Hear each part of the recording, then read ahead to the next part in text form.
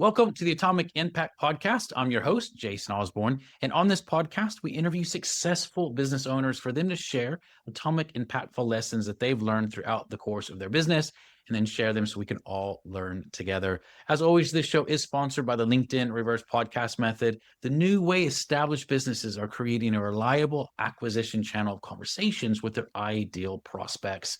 We use this method to book 26 qualified leads and sales calls in 10 days without any ad spend, outreach, in the social media posting, or any of those old, ineffective traditional marketing methods that everybody hates.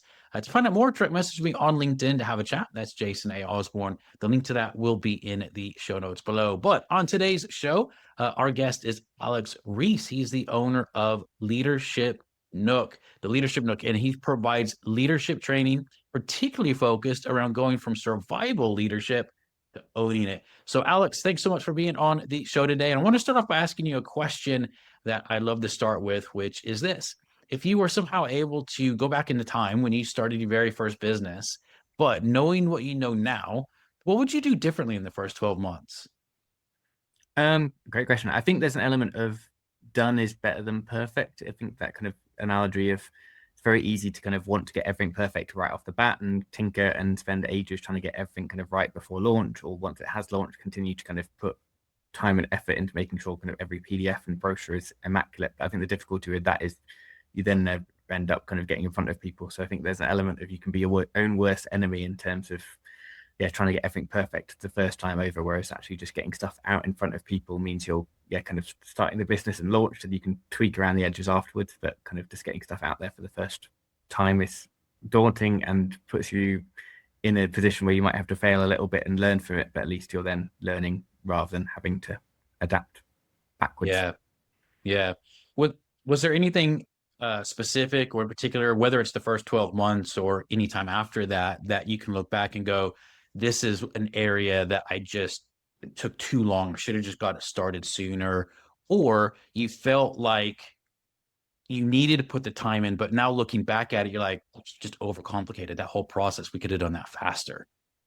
I think there's probably an element of pricing. I mean, my background, I'm a chief executive of a charity. I've always been in like the third sector. So there's an element of selling things is novel to me anyway. And then selling yourself as a commodity is like doubly new in terms of kind of putting faith in you as a entity that people want to purchase. So I think there's a lot around overthinking pricing, like when you get your first no, kind of wanting to slash your prices, all like the elements around that. So I think there's definitely faith in yourself and kind of overthinking what that looks like, and then just being afraid of people saying no to what you're offering and taking that personally. I guess that will be something, because a key lesson is that people are allowed to say no for good reasons. Yeah. I know that it's definitely a thing that a lot of people have to go through and learn. I know I did in the early days of when people are saying no, it's just realize that it's not a personal thing. And sometimes you just have to improve your own process and skills of selling. But then sometimes, as you said, it's just not the right fit. Maybe it may not be the right timing, but it's not necessarily a personal thing. You'd mentioned though that the pricing side of it. What are some things that you've learned over the years of running your business that's helped you with the pricing, helped you understand the right pricing for your target market and the confidence in which to offer it at the pricing you do offer it at?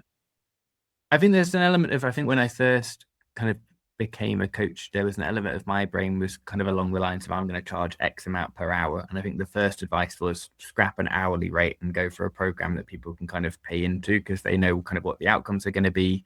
Because I think coaching is, unless you've been through coaching, it's a bit of a weird experience. So most people don't necessarily kind of know what it is off the bat. So if you're buying into like an hourly program, then what people don't know what that is. For us, I think if you can kind of say, actually, a program of 3 months that gets you from kind of surviving leadership to kind of owning it, people kind of know what the outcome is and can buy into that as a concept and an outcome rather than an input. So I think there's elements around that, and then there's a lot around kind of benchmarking and kind of what that looks like. And I think there's also then the how ambitious you want to be with it and elements around that. So I mean, I'm lucky that I do coaching alongside a day job, so I can kind of balance the two. And I think with that comes a luxury that I can afford to then also coach people that I resonate with when we have like the discovery calls. And if they can't afford the kind of normal rates, then I can enjoy the luxury of being able to kind of say, actually, that's fine, I'll work with you and we'll find a way through. And I think that was again a having kind of said pricing itself was a lesson I needed to learn. That was almost a backwards lesson I needed to learn, because I think having then kind of got to the pricing, everyone was a bit like, well, you shouldn't undersell yourself by discounting or potentially undercharging. And then I kind of had someone say, well, actually, you're the owner of your own business. You can kind of do whatever you want.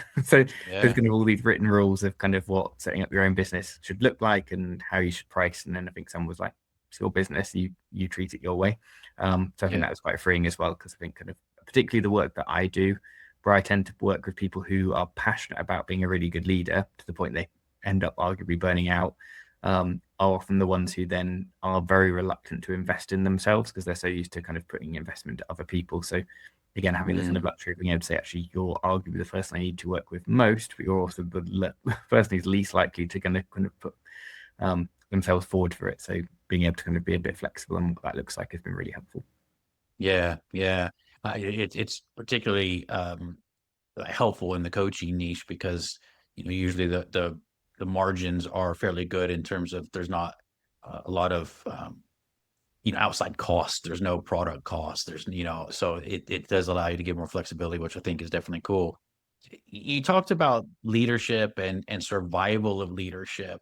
What's the what do you find is the number one common thread that puts people into survival leadership?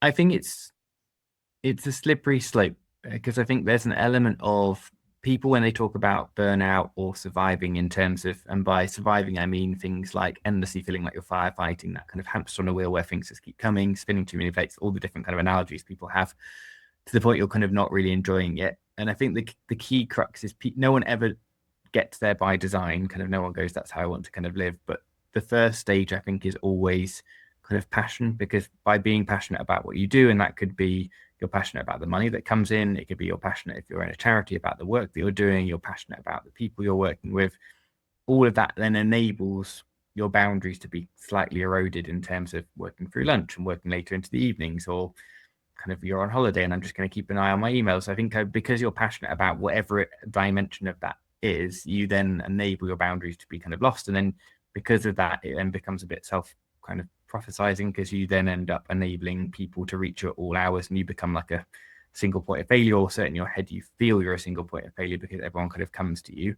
So I think kind of that's the key mechanism, I think, that leads to people ending up in survival, is arguably because they were so passionate about it in the first place, that you then kind of enables that boundaries to be eroded over time. And then it gets to the point you then can't kind of, another analogy, like see the wood for the trees, and it just feels like everything is consuming you and you need a little bit of help to kind of elevate up and kind of see the bigger picture and realize that actually life goes on without you if it Yeah. needs to. And sometimes that's both a really hard lesson to learn, but also quite freeing when you realize that actually you can go on holiday and things progress without you and you can enjoy your life alongside. Yeah. Yeah. When you talk about boundaries, is there one particular boundary that you see is the biggest needle mover in helping leaders to be able to move from that survival to owning it? I think there is an element of just having the ability to switch off. So one of the kind of things I tend to go through is kind of like a end of day system with kind of people I coach, in terms of like turning off in different ways. So there's one of like a digital turn off. So like physically like closing your laptop screen, or putting your laptop like in a bag and zipping it up, so that if you want to break, if you attempted to check your emails, you're going to have to unzip a bag and mentally be like, I am breaking the boundary I've physically put in place to stop me doing that. And same with like on your phone, like I have nothing work related on my phone anymore, just because it got to the point you'd be like, the last thing you do at night is check your emails. The first thing you do in the morning is check your emails, and your brain's thinking about that as you kind of go through. So I think kind of people starting to digitally detox in a world that is permanently kind of on is a really good first step. And then equally kind of recognizing what achievements people have made during their day, because at times it can feel like when you are just jumping from one thing to the next, you don't realize the number of things you've achieved. So even if it's, I took a lunch break today, that might be your first achievement if you're kind of really in it, but it could be a massive win or sales, whatever you want to kind of go through. So again, kind of that's another thing, is starting to recognize all the things you achieve, just so that it doesn't feel quite so all consuming in terms of work and the impact that that can have. Yeah, yeah. I think the boundary side is really good. Like I don't have any work emails on my phone either, and refuse to. It's like No, I'll focus on that when I'm supposed to be focusing on that. So I think that's really cool. Well, looking back at the course of your business, one of the things that I always love to talk about are the challenges that we face, because we all have them. Although it can feel quite isolating sometimes when we're in that place, or feel like, gosh, we're the only one that's ever gone through this, when really that's not true. So having said that, what's one of the biggest challenges that you've faced so far in your business? Can be in any area of your business, but what's the biggest challenge you faced so far, and what's the lessons that you learned from that?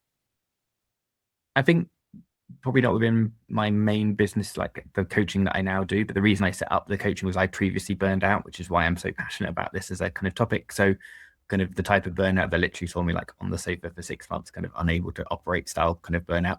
And I think a lot of that was driven by caring so much about the work we were doing, the team, and kind of wanting everyone else to have their lunch breaks and not work during holiday, and then really not role modeling that. And I think that there was probably two lessons from that. One is I was really not role modeling what I was expecting. So as a leader, you're a bit like, I'm being a brilliant leader in terms of kind of taking all of this on so my team can do better. But actually there was an element of that was then role modeling the opposite of that. But also then the balance of when you then end up leaving that organization or moving forward, actually no one's going to remember all of the hours you put in or the impact that that had. And therefore you're kind of that phrase of kind of you're irreplaceable you're replaceable at work but not replaceable at home. And I think kind of that lesson in terms of kind of what that means. So I think for me there's a really important balance in terms of work and life, and the two being one and the same. You are the same human, and I think at times we compartmentalize work and life separately to each other and kind of see them as two discrete things, whereas actually they kind of feed into each other. If you've had a really bad day at work, you're going to bring that home. If you've had a really bad day, like a weekend, because stuff's gone wrong, you're going to bring that into work. So I think we need to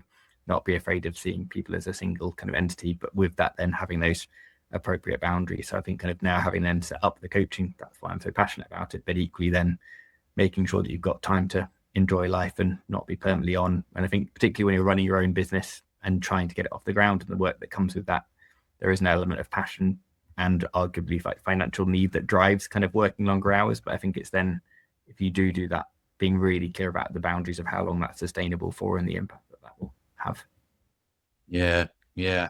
I think that's really, it's just a great lesson to learn. And it's interesting how many people burn out. Actually, I'll ask you this question. How many, it might be a little bit difficult, or you might be able to answer it really quickly. How many people, like leaders, do you feel are actually burned out, but they just don't really realize it yet?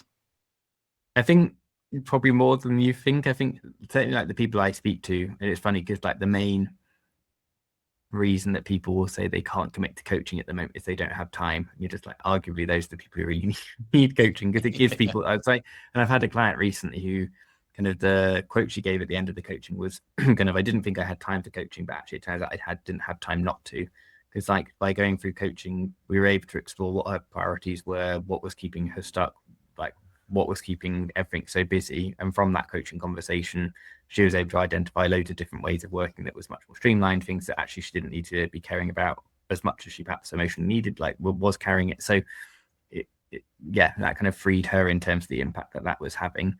And burnout looks different for all of it, because there can be that element of physical exhaustion that then kind of needs medical kind of intervention, through to kind of being grumpy and just work being kind of endlessly consuming. And I think kind of the key bit is, if you're not enjoying work and it feels like a chore, then something's gone wrong, particularly if you used to. I mean, there'll be jobs that people go into that they never particularly wanted, and that's a bit different. But for someone who kind of used to be passionate about a job, and then you wake up one day being like, actually, I'm just going through the motions, then you're probably down the kind of burnout path, because things have just piled up so much that you're not enjoying it anymore, and it's got too much. Yeah, yeah, really interesting, really interesting. Well, let's say over the next 2 to 3 years, Alex, where would you like to go in the business? What are your goals? Great question. I mean, I guess there's a balance of, I do this alongside a day job, so would be great to turn that into a full-time career, albeit I haven't told my day job that in terms of the other kind of roles I do. I guess that's something I'm passionate about, but equally the other role. So there's kind of that work, and I guess it's just helping and supporting more people through the challenges that they face. And I think kind of that's what got me into coaching. Was coaching helped me on my journey from kind of burnout back to being a chief exec again. So I think kind of it's then supporting people who are in that boat to kind of help them navigate through to. Yeah. Yeah, that's awesome. That's really cool. Well, Alex, for people that are looking to get in touch with you or learn a little bit more about what you do or how you can help them, what's the best way for them to do that? Leadershipnook.com is kind of the website, or kind of LinkedIn. Yeah, Dr. Alex Rhys, and then you'll find me through there. Amazing. Well, I definitely recommend either to go to the website or to the LinkedIn profile Alex just mentioned there. So, Alex, thanks so much for being on the podcast today and just being really open and candid with your answers around leadership and burnout and everything around that. So, thank you so much for taking the time being with us today. So, thank you. And as a reminder for everyone listening, this show is sponsored by the LinkedIn Reverse Podcast Method, the new way established businesses are creating a reliable acquisition channel of conversations with their ideal prospects that doesn't rely on any of the old, ineffective traditional marketing methods that everybody hates. To find out more, direct message me on LinkedIn, have a chat. The link to that will be in the show notes below. And until next episode, stay inspired.